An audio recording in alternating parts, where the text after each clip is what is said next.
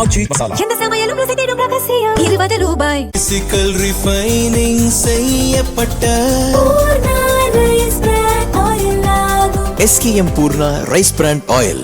ரொம்ப டயர்டா இருக்கு. இயற்கையான டேட்ஸ், பாதாம், பிஸ்தா, கேஷு அண்ட் ஹனி கொண்டு தயாரிக்கப்பட்ட lion date nut bites. Bharatiya Janata அதிமுகவை விமர்சிப்பது போல திமுகவையும் இனி தாராளமாக விமர்சிக்கலாம் என்று தனது கட்சியினருக்கு விசிக தலைவர் திருமாவளவன் பச்சை கொடி காட்டியிருப்பது பெரும் பரபரப்பை ஏற்படுத்தியுள்ளது. திமுக கூட்டணியில் தொடர்ந்து பயணித்த விசிக அக்கூட்டணியில் 2 லோக்சபா மற்றும் 2 சட்டசபை தேர்தல்களை சந்தித்தது. அங்கீகரிக்கப்பட்ட அரசியல் கட்சியாகவும் உருவெடுத்தது. நடந்து முடிந்த சட்டசபை தேர்தலுக்கு பிறகு தவிக தலைமையில் அமைந்த அரசுக்கு ஆதரவளித்ததோடு அமைச்சரவையிலும் இடம்பெற்றது விசிக.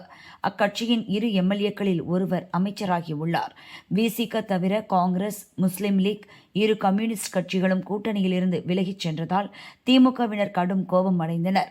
விசிகவை திமுக MP ராஜா உள்ளிட்டோர் கடுமையாக விமர்சித்தனர்.